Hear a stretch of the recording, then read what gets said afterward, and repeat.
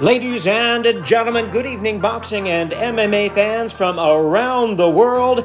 Introducing from Bassett, California, the third man in the ring, Popeye Ray. Hey, welcome to Third Man in the Ring.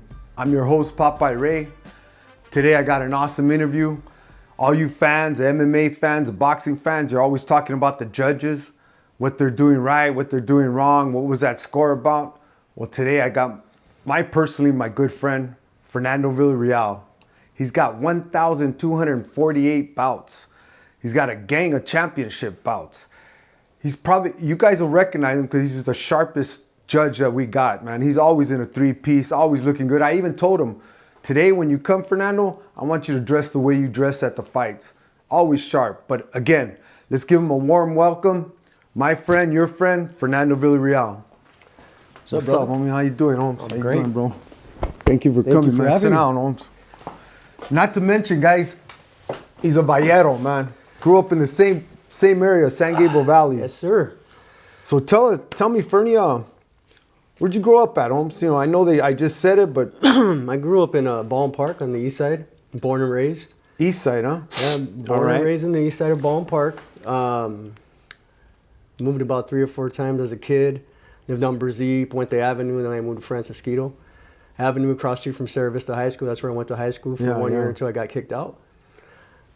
Happens. Then I went to continuation school, got kicked out again. These things happen? It happens, get kicked out again. But when I moved to Francisquito, to make a long story short, I moved next door to the Martinez brothers, who were boxers. Yeah.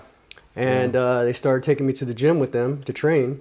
And that's the first time I ever seen you. First time seeing you hitting the bag, and I remember your BG on your calves. Seeing your BG on your calves, and I remember as I was a kid, I was young, and I just remember thinking, what the hell is he doing here? Yeah, this guy from Bassett in Ballin Park with guys from East Side and North Side in there, it tripped me out, man. Yeah, you know, when you're young and dumb, you know? Yeah, so that tripped me out. So fast forward, go ahead, I'm sorry. But did we talk? No, we did not. You were working the bag. I think I was working the bag over here, and I just remember that. Yeah. And fast forward, 10 years later, you walked into the record store. I was running a record store. You guys ever want to know about oldies? Fernie's the man. He had a oldies record store in the Fontana Indoor Swap Meet, man, and this guy used to just jam all the oldies, man. But go ahead, Fern. Yeah, it wasn't my record store, but I pretty much ran it for Roger Clay, and rest in peace, Uncle Jam's Army. Oh, he passed, huh? Yeah, he passed away years ago, like 2009 or something like that. He passed away. But yeah, I ran his record store. I was a rap artist for many years as well. He was my manager. So you walked into the record store. I seen the BG on your calves, and that's when we started talking. Yeah. And I asked you, did you ever go to the Ballin Park Boys Club? And I'm sure there's other guys from Bassett that have BG on their calves. No, I was the first. But anyways, you're probably the only one. But another story. You know, I asked you, and that's how we became friends. And we became friends through the music. And, you know, you get oldies from me and whatnot. You used to come hang out with me. And I remember when every Sunday, remember? Yeah, every Sunday. And I remember you telling me that you became a referee. And kind of like now when people find out I'm a judge, they think amateur. And I think I thought the same thing. Yeah. When you told me you were becoming a referee. I don't know why I just thought amateur, but you told me you were going to be a pro referee, and you invited me to a fight. 2000, February of 2000, Antonio Diaz against, I forgot the guy's name. Creighton was his last name. You have a good memory. Yeah, it was an 8-round knockout. And I remember that was my first live professional fight. And I remember thinking, you know, after the knockout, that was when they had the fights outdoors. Do you remember that? Yes. The fights were outdoors. I think that was actually my first TV, ESPN. Could have been. Wasn't it out? It was outdoors. Marty Dinkin was the referee for that fight. Okay. You introduced me to him that day as well. But I remember being there and just thinking like, man, dude, I just want to be a part of this. But I didn't want to referee. I was scared to referee. I didn't think to be a referee. I was afraid of screwing up and costing a fighter his life. Yeah. So that at the time I wasn't educated enough to know now what I know. But at the time I was like, I just want to judge. I want to try to judge. And I remember you telling me that they just let in 8 or 9 officials, and it'll probably take like 10 years to get in. I remember you telling me. Did it take 10 years? And it took 10 years to get in, brother. Wow, bro. So I'm gonna try to make this as fast as possible. So take your time, homie. So Just don't tell him about my fight at the record store, no? Oh, yeah. He was a tall midget, bro. Yeah, he was pretty tall. He's probably about 5'4", 5'5", right? No, that was a big dude, man. That was a big guy. But you did good. You did good, bro. You did good. But so you told me it would take that long. I didn't care, and I wanted to be a professional judge. And real quick, mind you, fans, Fernie went to pretty much every boxing show, small, large, on his own dime. Yes, sir. He sat in the crowd through all the madness, judging each fight and saying why he gave that round to that particular fighter, why the other fighter lost. And he gave it to the lead supervisor. And you know what? Mind you, when he first started, they just put it aside. They wouldn't even read it, you know? Yeah, they didn't pay attention. But he stuck it out. This is why when some of you guys say, hey, well, how can I be a judge? You know what? You got to put your work in. I'll tell you that. 10 years, bro. It took me 9 years to become. But go ahead, Fernie. I'm sorry. So no worries, brother. So everyone has their own path, right? And I thought about going to the amateur program, but at the time, the amateurs use clickers. And I wanted to be a pro judge, and that's apples and oranges. Don't they do that now in the pros? No, they don't. So and some of the fights that they've been having lately, I guess that's what the fans are saying. Yeah, you know? that's what they think. We're gonna clear all that up though here. Yeah, today. that's right. We're gonna clear. You're gonna hear it from the best. And I'm hoping that some of you fans out there that think that officials are corrupt or more incompetent or whatever the case may be, hopefully I could clear some of this stuff up.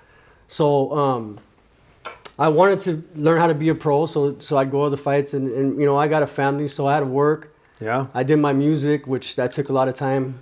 Fernie was a rapper. He was a rapper for a long time. And many years. I'm gonna ask Billy, my podcast guy, to put his music on the interview, man. It's a cool boxing. What is that particular song? Well, the album's called Sweet Science, and the song's called Sweet Science. Sweet Science, and man, it is an awesome boxing rap song. I mean, my son fights April 8th. This won't be out till probably late April, but that'd be awesome to play that one.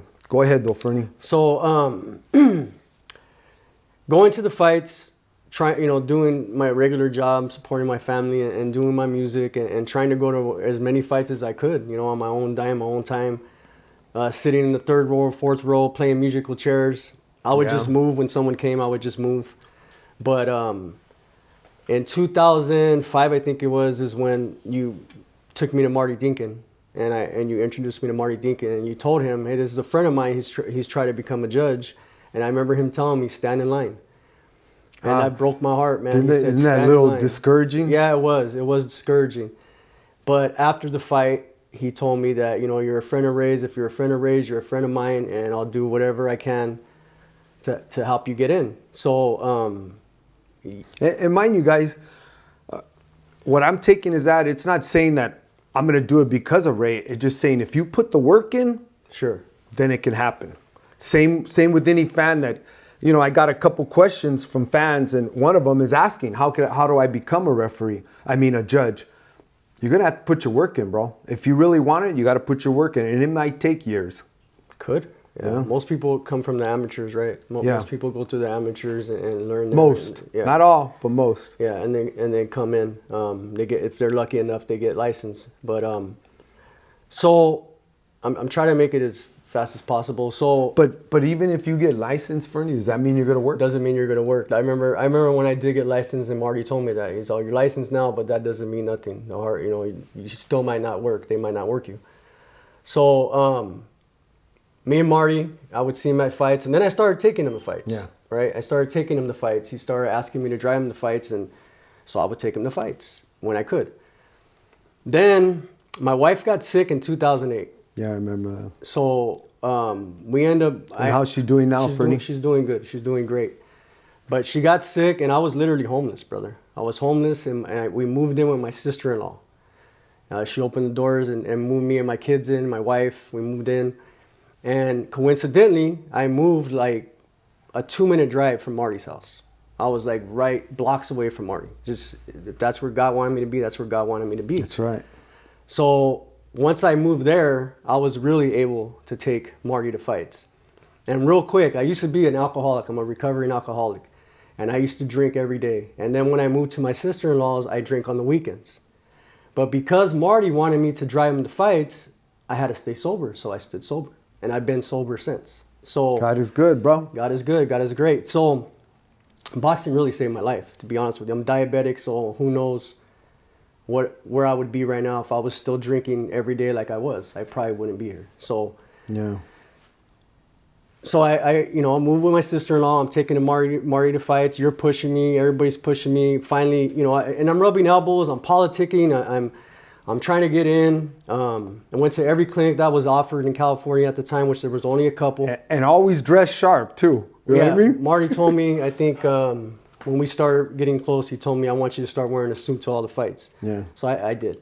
Started wearing the suits. I obviously took it extremely serious. I wanted to be a judge, and I was already years in, and I didn't want to give up. And there was times where I didn't think it was going to happen. I didn't think I'd get licensed. And the hardest part for me was I gave up my fandom trying to be a judge because for years now, I cannot watch a fight without scoring the fight. Yeah. I can't be a fan. I don't know how to be a fan anymore. I know there's some officials that could still do that. I can't. When I'm watching a fight, I'm scoring every round. It's because I program my brain obviously to do that, right? Well, during COVID, we were encouraged to watch fights and still judge them. Yeah, I watch every fight possible. I watch fights every week. If there are even no fights, I'll YouTube some fights just to watch them. But so finally in 2010, I think George Dodd, right? George Dodd came in, replacing Armando Garcia, and for months, this guy would see me at the fights, and he thought I was licensed. So he thought I was licensed. I wasn't licensed.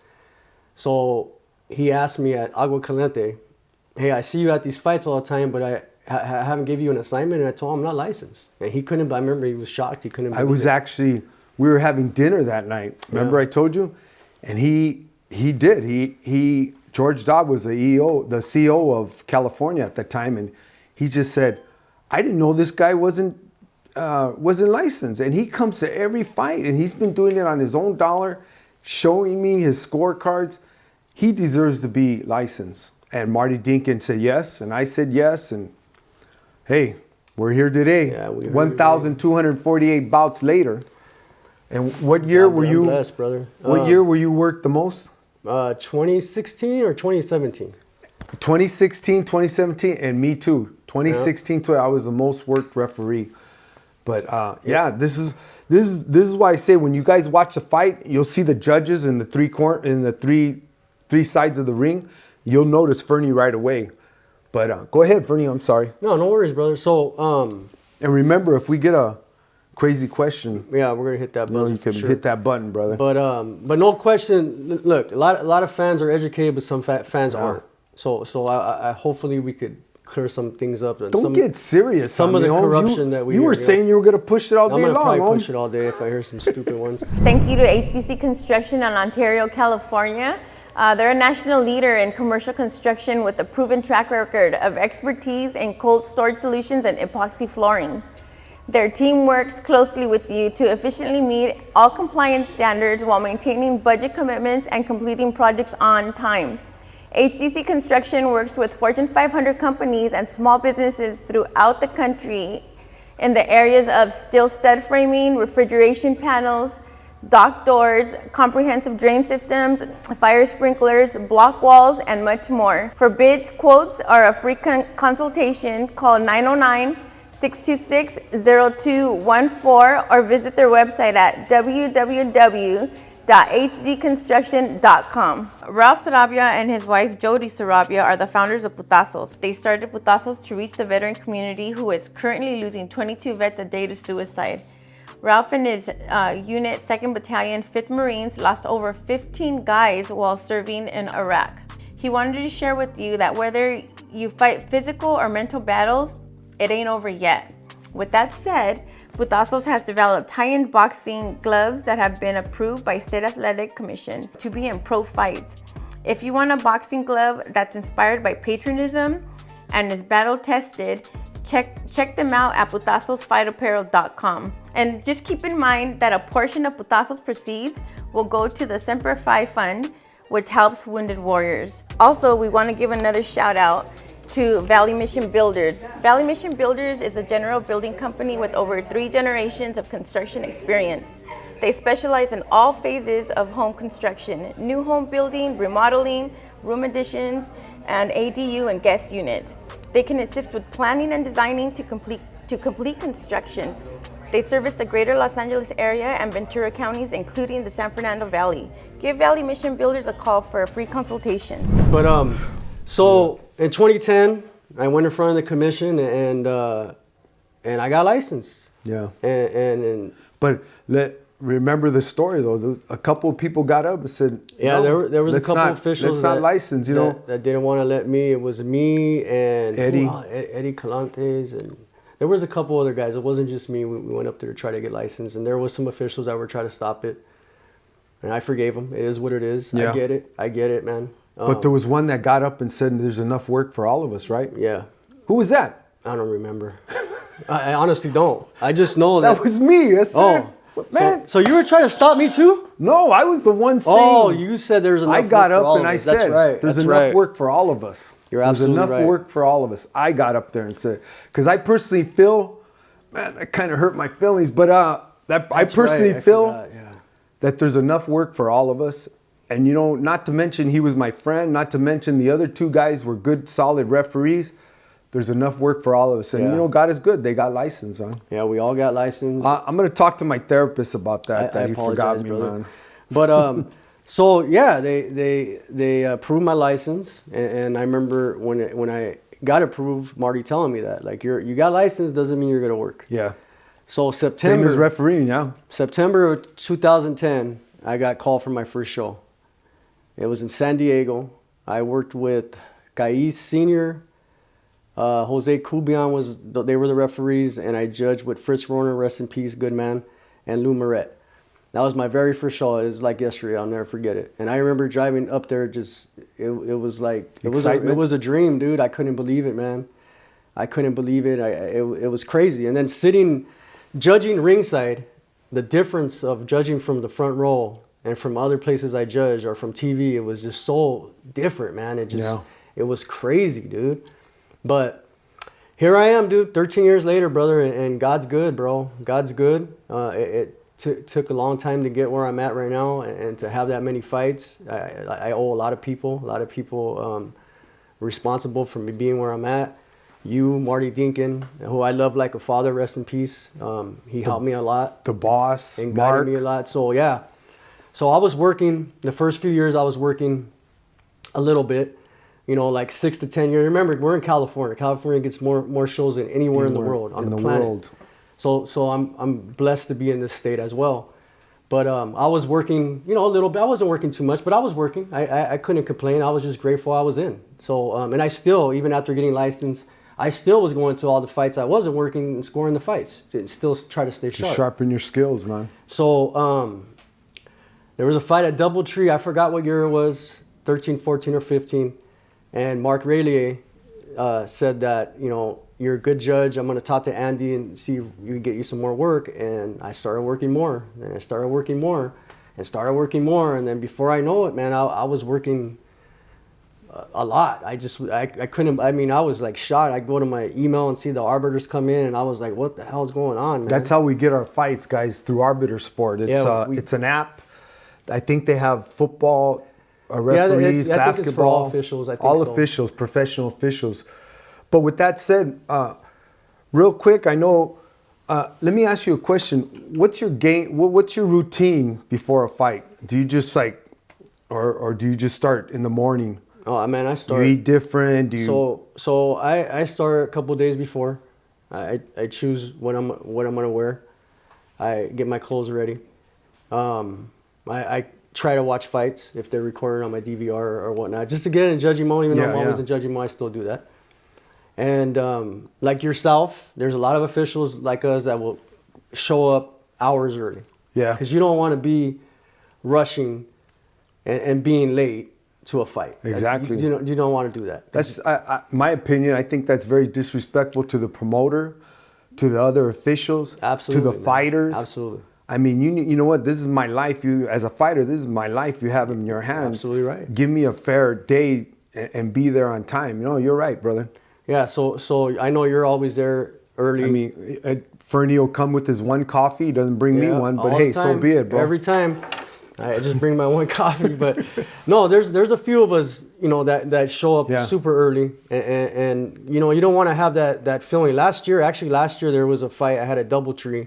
I live in the high desert, and I had to get to Ontario, and there was a fatality on the freeway. And I left my house. I didn't have to report to 6:50. I left my house at 3:30, and I was stuck on that freeway. And the feeling I had was the worst feeling in the world, man. Yeah, that freeway was not moving. And I remember Raul was the lead inspector, and I called him and said, I'm probably not going to make it. And he's like, well, you still got some hours, but I'm telling you, it took like 2 hours to get from one exit to the next. And then finally, I don't know what happened, it opened up, and I got there in time, an hour plus before the first fight started, but it still was... I remember that day, brother. I don't want that feeling, man. That feeling, it's the worst feeling. And then you're going to go judge a fight, or you're going to judge fights, and your mind's not right. You got to have your mind right, man. Like these, like you said, these guys, this is their livelihood.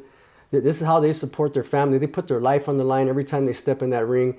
And they need someone there to be 1,000% focused and give them a fair shake. You can't be worried about this. I got to bring pins at work, right? That's the only tool I have is pins at work. So I make sure I have 3 pins I know for sure work. I got pins in my bag, because the last thing you want to do is try to score a fight and then your pin goes out.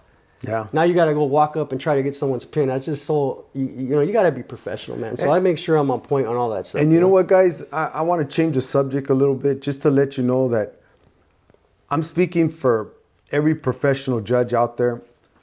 We have an awesome career, don't we? Man, it's beautiful. We've been places in the world man. Where would two Valleros from Baldwin Park and Bassett, when would we go to these places in the world to judge fights, you know? So with that said, would you cheat? That's, you know what I mean? Like, we're going to go through all that. And you know what I think it is, Ray, is most people watch a fight in a hole, right?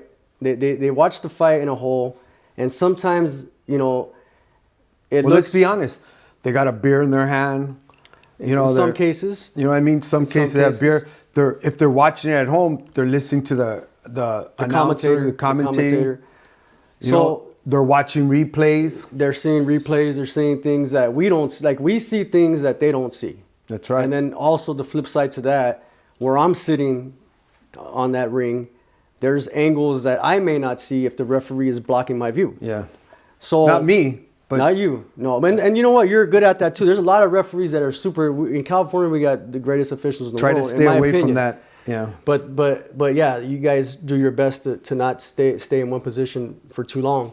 But there's just times where the fighter's going to the opposite side of the ring, and all I could see is your back, the referee's back, and you can't really see every shot that lands. You just can't. It's impossible.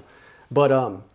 But I think for the most part, people watching in a hole, and they don't understand the 10-point must system, and it's how it's scored on round basis. So it is a 10 must system. It's a 10-point must system. So whether you win a little bit, or you win a lot, you're gonna get a 10 and a 9. However, so I can't give them a 10-10? No, there's no such thing as even rounds. They pay us to pick a winner. So you don't want to give a 10-10. And I would think the fighter deserves that, right? Absolutely. You're there to pick a winner, not to score or draw because you're not sure. If you're not sure, you're not paying attention. That's right. So, no, people watching from TV or watching in the crowd, I highly doubt they're focused for the entire 3 minutes or 2 minutes if it's a women's fight, and they're watching every single punch that lands.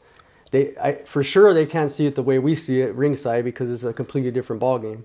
I mean, I've seen, you know, judged fights and then went home and rewatched it on TV and was like, it just looked completely different. You know, rounds that looked close didn't look so close on TV and vice versa.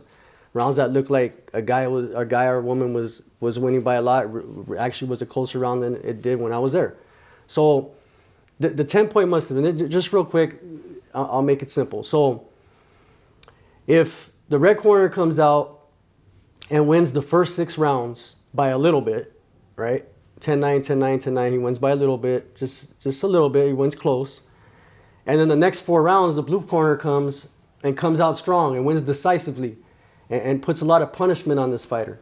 At the end of the fight, everyone's going to expect for this guy to win the fight because he just put a beating on this guy, but he didn't score any 10-8 rounds. You could give a 10-8 round without a knockdown, but it's very rare. And mind you, if you gave a 10-8 round, is Mark gonna ask you? Oh, absolutely. You gotta be sure it's a 10-8 round. You're gonna be. It's rare. It is asked. rare. It is rare, but it happens. It does. What's it called? Pillar to post. Pillar to post. You know, if you get beat down, pillar to post. Extremely decisive round. But if that fighter doesn't do that, he just has 10-9 rounds. Well, he loses the fight 96-94, and the whole crowd and everybody's screaming corruption. Yeah. Or they're screaming that we're incompetent, or they're screaming that we're idiots. And I get it, you know, because if you see it as a fight in a whole, this guy just beat the hell out of this guy for 4 rounds, and he deserves a victory. But I score my rounds, and I turn into the referee. The referee gives it to the commission. That's it. I can't say after the fight, well, this guy came out strong, and technically in a fight in a whole, he did better than this guy. Give me round 2 and 3 back. I'm going to change the score and give it to this guy. We can't do that. Exactly. You cannot do that. And these are rules that we want the fans to know. You can't change a rule, bro. No. You can't change a rule. You know, a rule is a rule. And again, like Fernie says, he judges each round and hands in the card. Absolutely. So again, if that guy, red corner, beats the hell out of blue corner the last 4 rounds out of a 10-round fight, like he said, hey, you know what? Bring back the cards. I want to give it back to. No, it doesn't work like that. It doesn't work that way. That's not the way it works. So, in some cases, it looks bad, right? And it could be, you know, it doesn't have to be the straight 6 rounds, but I'm just to make it simple. Yeah. You know, it could be this round, that round, whatever. But at the end of the day, whoever wins the most rounds, if there's no knockouts or stoppages, that's the person that wins the fight. Yeah. And not always is the guy that did the most harm to the other fighter wins. Yeah. Because if that fighter loses rounds because he's, you know, try to download data or whatever the case may be, he loses. There's nothing we could do about it. That's just the scoring system we have. I judge every round. I focus for the 3 minutes or 2 minutes. I talk to myself. That's how I score a fight. I talk to myself so I don't lose track. I have a little scale in my head, and our job is to give it to the guy who's landing the harder, cleaner shots. There's other criteria, right? We all have criteria. We have a criteria in boxing, but we had a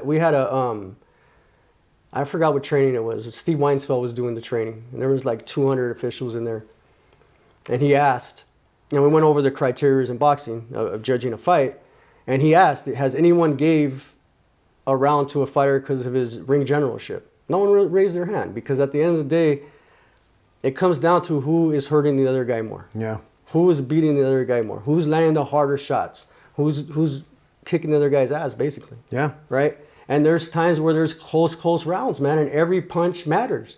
Every punch matters, period. But when there's super close rounds and both guys are doing good work, it matters every punch you see. And like I said, you can't see every punch sometimes. And I try my hardest to, bro. I move around a lot. That's why I don't like sitting in the TV chair, because I feel uncomfortable because I move a lot. But I'm trying to see every punch that lands, and I'm trying to give every fighter the best I could give them. And mind you guys, this is how fair all our judges are. But the reason I bring this up is because Fernie actually judged my son's fight, and three of them actually. 3 of them, and the last one he lost a decision. My wife Arlene's still not speaking to Fernie, but with that said, I thought I was gonna get beat up when I got here too. Yeah. But no. All kidding aside, I want fairness. I want my son to win fair and square, not because hey, that's my son, you know. And that to me, that says a lot about our officials. You know what I mean? Nobody's gonna sell their career. I can't see anybody selling their career for friendship, for money, because again, we've done fights, man. Being at these big mega fights, the feeling is so awesome, bro. It's who would have thought incredible. 2 Valleros from Baldwin Park, Bassett would be rubbing elbows with these big mega stars, you know, boxers as well as Fernie's a big basketball player. I remember when he told me about I didn't play no basketball. A basketball fan. He told me, hey man, there's that basketball, and I didn't even know who he was. It turned out to be Magic Johnson. Yeah, Magic Johnson. Yeah, I'm not a basketball fan. I'm over a lot like of famous people, but no, there's nowhere I'd rather be than at a fight. I love it, man. I'm addicted to it, and I'm so grateful that I'm in the position I'm in, that I'm trusted to do these fights, to have as many fights as I do, is they trust me, obviously. And real quick, I wanted to ask a question. Say it's two knockdowns. Fighter A gets knocked down, and then a couple seconds later, Fighter B gets knocked. Where did the score go there? It goes to 10-9, whoever wins that round. The knockdown. So at first it's 10-8? Yes. And then you haven't gave the score yet, but then he gets knocked down. Now it's a 10-9. It goes to 10-9. Goes back to 10-9. Whoever wins that. So when you guys see a double knockdown, not at the same time, a double knockdown in the same round, both fighters, remember, that's the rule. You can't make up your own rule and say, oh, well, you know what, I'm going to give him a 10-7. No, they both got knocked out, so it goes back to 10-9. Yeah, we have a criteria, and we have to follow what we're supposed to do. Because if you don't, then that's even more controversy. Absolutely. And then also, too, you got to remember, if there's a point deduction, doesn't necessarily mean that the fighter that got the point deduction loses that round 10-8. Right? Exactly. It doesn't necessarily mean it could be a 9-9 round if he wins that round, and then the point deduction, it turns into a 9-9 round, right? Exactly. So there's a lot of things, bro. There's a lot of things, but at the end of the day, what I think that people watching at home are watching, in the crowd, they look at it like a fight in a hole. And then also too, like, you see fights on TV where I'm not going to mention the networks or anything, but there's fights where the judges might have it 115, 113, and the commentator might have it 116, 112, and they're throwing a fit. How do they have it that close? Well, dude, that's a 1 round difference. Yes. It's not that big of a deal. It's a 1 round difference. And then also you got to remember, so there's times where there were some fights recently where I told you this is one of those fights where the scores are not going to dictate what the fight was. There's competitive fights, right? But winner takes all. Winner takes all. So it could be close rounds throughout, but one guy just might be winning that round by a little bit. So it might be a 10 round fight where it's 190 and everybody's throwing a fit. Like, there's no way, because that was a competitive fight. But if one guy's just winning by a little bit, he wins 100-90. He won the round. I don't give mercy rounds, or you can't give that a boy rounds. It's like that old saying, he almost won. You either won or you lost, bro. Man. So that happens a lot too. I remember there was a fight last year on TV where the same thing, man. It was a 10-round fight, and the certain fighter was winning every round, damn near every round. And you could tell it was a competitive fight, close fight. It was a competitive fight. Every round was competitive. But one fighter were just landing the harder shots. They were just winning the rounds. We could talk about past fights. We can't talk about upcoming fights. You don't remember the names off the top of your head? No, it was a woman's fight, though. Oh, okay. But and afterwards, when they said the scores, the commentators were ripping the judges. And I'm like... And you know what? Well, I keep telling all the officials, I'm going to get the commentators. I want to get them on here, and then I'm gonna just lock the doors, and all the officials are gonna come out and kick their butts, bro.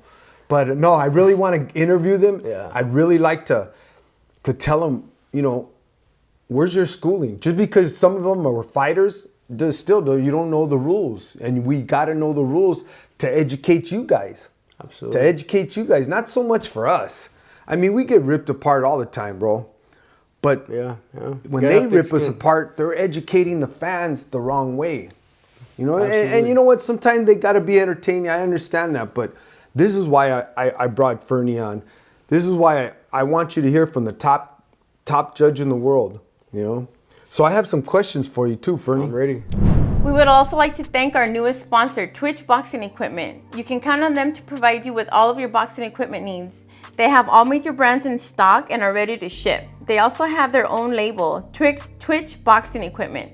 They offer a wide variety of gloves, wraps, and all the tools needed to elevate your development.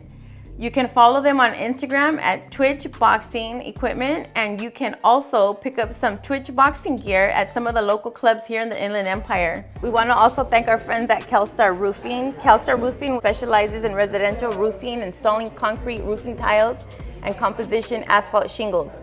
They have been serving the Inland Empire for over 31 years. Call on CalStar Roofing for all of your roofing needs. Thank our friends at CJ Smiles. CJ Smiles is an organization that supports families dealing with childhood cancer by providing financial support and gifts with the hope of putting a smile to children with fighting cancer. CJ Smiles started in memory of CJ Delfossi, who was diagnosed with rhabdomyosarcoma in 2019. CJ loved to laugh, tell jokes, play soccer, and video games. He had the best smile. For 2.5 years, he battled cancer with chemotherapy, radiation, multiple procedures, extensive hospital stays, and had relapsed twice. CJ gained his angel wings at the age of 10 years old. This sponsor, when it came in, it pulled some heartstrings, I have to admit. I'm an oncology nurse, and this one hit home. So again, it pulled my heartstrings, and I really want to thank you guys for your support and what you do in the community. You ready, Holmes? I'm ready. Let me put my old man glasses. A question is from Big JR. What are the process to becoming a pro judge? And the second one, you can answer both. How are the judges chosen for the championship fights or big fights? So the first question is, like I said, everyone's got their own path. I did it my own way, and I was fortunate enough, the grace of God, that I got in. We got to put that Frank Sinatra. And did it my way. I did it my way, and I was lucky enough to get in, which is not easy. It's not 10 easy. years, bro. That's a long fight, homie. And still fighting at times, you know. But most people, like I said, go through the amateurs. They go through the amateur program for many years, and we've got a lot of great officials that work with us now that went through the amateurs that are world-class officials. So yeah, that's probably the best way to try to get it, right? I would assume get some amateur experience and try to apply for a pro license later on in whatever state you're in. Yeah. And the second question is championship fights and big fights. So I'm part of the IBF, so there's a chance that I could be assigned through the IBF for one of their championship bouts, or I get assigned through Andy. You know, and Andy assigns me, and like I said, I'm in a position now. I got a lot of experience now. It's a lot of fights under my belt, and he trusts me to do some of these bigger fights. I know I'm not going to get every fight. That's not going to happen, but I'm at a point right now where I feel that he trusts me. They trust me to sit down there, and they know I'm going to do a good job. So concentration. This is why when you see the best dressed judge, he's always doing this, always doing that. Yeah. For the simple fact, what's the old saying? You only remember for you're only as good as your last fight. And you know, I get nervous before every fight, especially the bigger fights. But once the bell rings, it's the nerves go, and I'm in judging mode. But yeah, that's why I talk to myself. Yeah. I mean, everyone might have their own way of judging, even though we all have the same criteria. But well, now I know, because when I'd see you on the side talking to yourself, I used to tell Andy, "Hey, I think there's something wrong with Fernie." No, I talked to myself in my mind, but I just want to keep track, you know, that because I remember in the beginning. That's another thing. When I first came in, I think I was pretty arrogant, man. I thought I knew more. Or I thought I was on levels that I wasn't on. I really wasn't, man. I'm not saying I was a bad judge. But there was times where I would lose concentration. And once you lose concentration for a couple seconds, especially in a competitive round, you already messed that round up. I mean, you might get lucky and you still pick the right winner, but you might not. So about 7 years ago, I started talking to myself, so I would not lose track.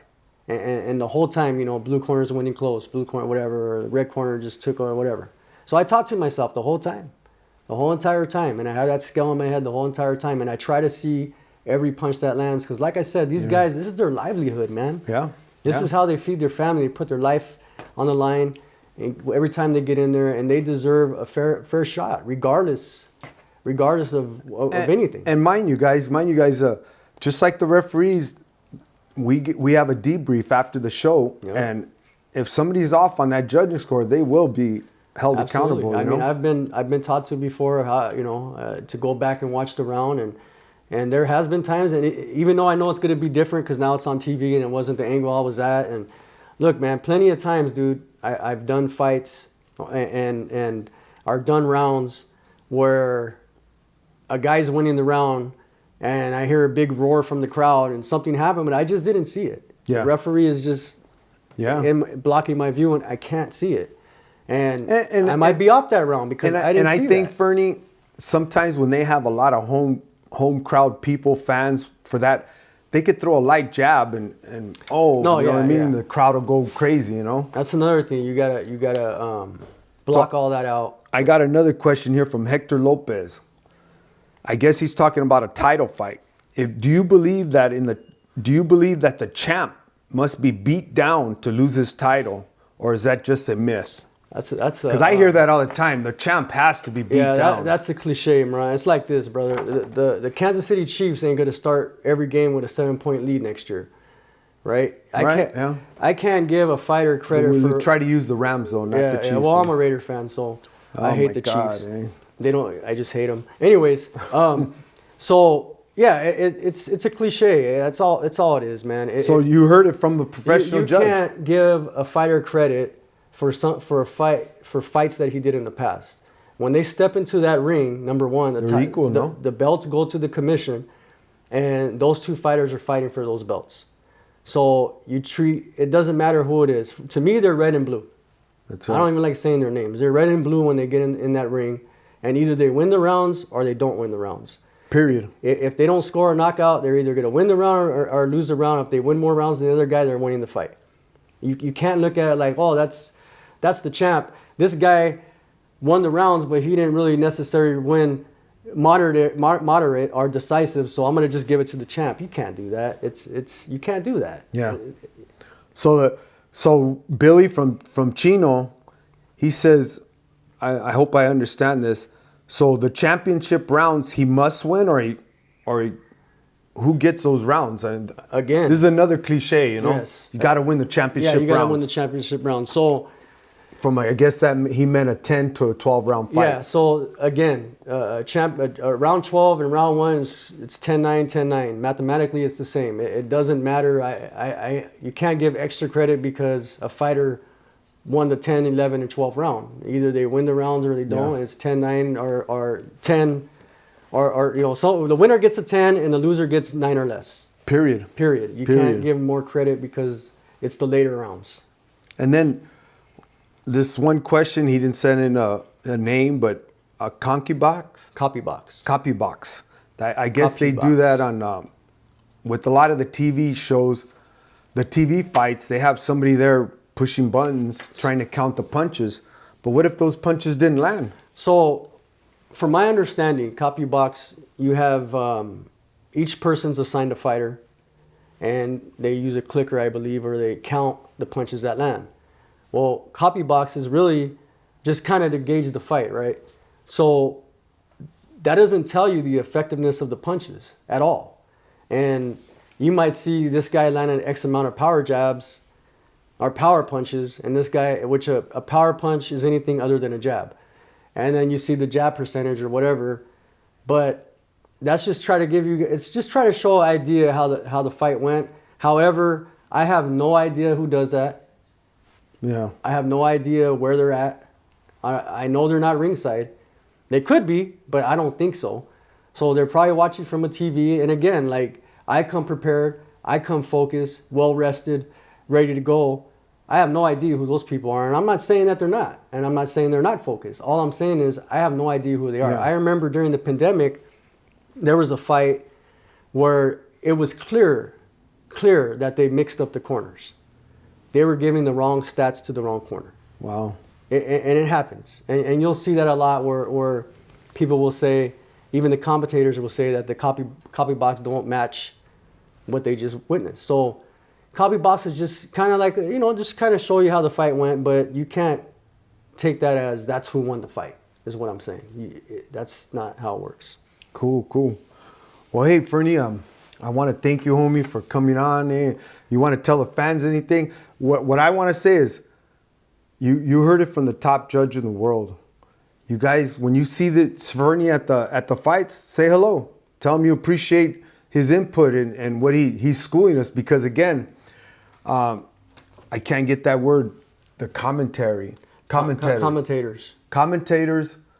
will tell you different. And again, I'm gonna get him on here but the commentators say one thing, but the rule is the rule, and now you heard it from Yeah, it's boxing's not corrupt. Officials aren't corrupt. That's right. I wouldn't trade this life. There's no price Likewise, that I bro. could trade this life and the opportunities I have to sit there and judge fights here or in other places. It's a beautiful thing, man, and I wouldn't trade it for the world, man. And before we close, Fernie, this is a touchy question. If you want to, comment on it, because it's obviously just a comment. What do you think how they just ripped up Mrs. Bird, Adelaide Bird, about the Canelo Triple G? Look, man, Adelaide Bird is one of the best judges in the world. Top. And a discussion, man. Hands down, one of the greatest judges. Look at her track record, man. That's right. I was not sitting in her chair that night, so I can't comment on that. I wasn't there. I wasn't sitting there. She saw what she saw, but she's one of the greatest judges. And like he said, her track record speaks for itself. Absolutely, man. And that's why I say, fans, when you're watching the fight, if you feel you want to, be critical of the judges, watch it without the voice, right? Turn the volume down and watch it with no bias. That's another thing. A lot of people have bias. They have favorite fighters. They're fans of fighters. Yeah. And they tend to see only what their favorite fighter is doing, not what the other fighter is doing. And it's kind of like me when I watch the Lakers, right? I'm a big Laker fan. And I'm yelling at the officials every time I watch a game.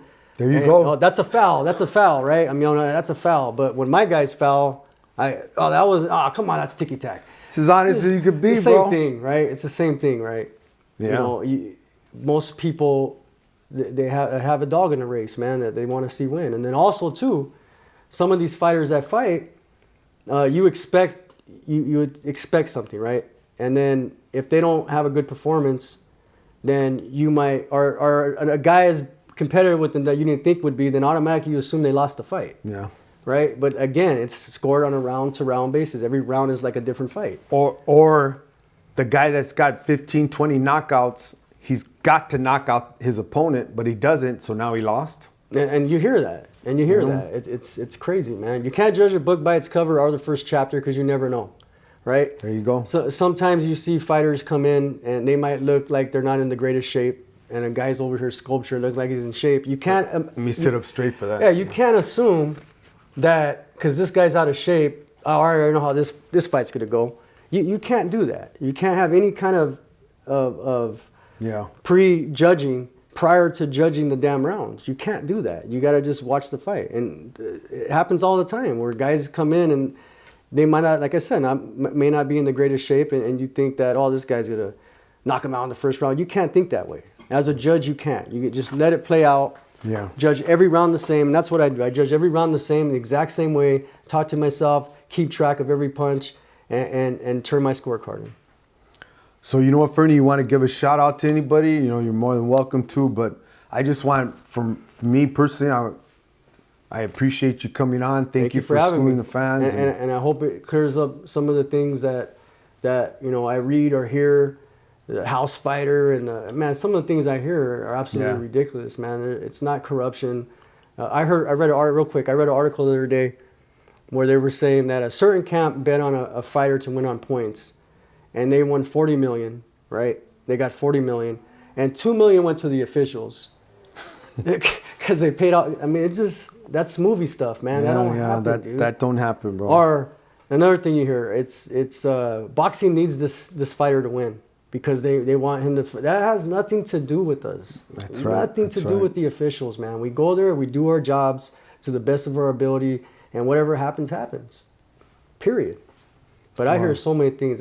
It's sickening, man. So I hope some things got cleared up on the scoring system we have, and how we look at a fight and how we're trained to score a fight, and just know. Being ringside, unless you've been ringside, it's a completely different ball game. You see things you do not see on TV. So again, guys, when you see Fernie at the fights, sharpest guy on the block there. Thank you, Ray. Walk up to him, say hello, and thank you. And you know what? Real quick, go on YouTube, subscribe to Third Man in the Ring, guys.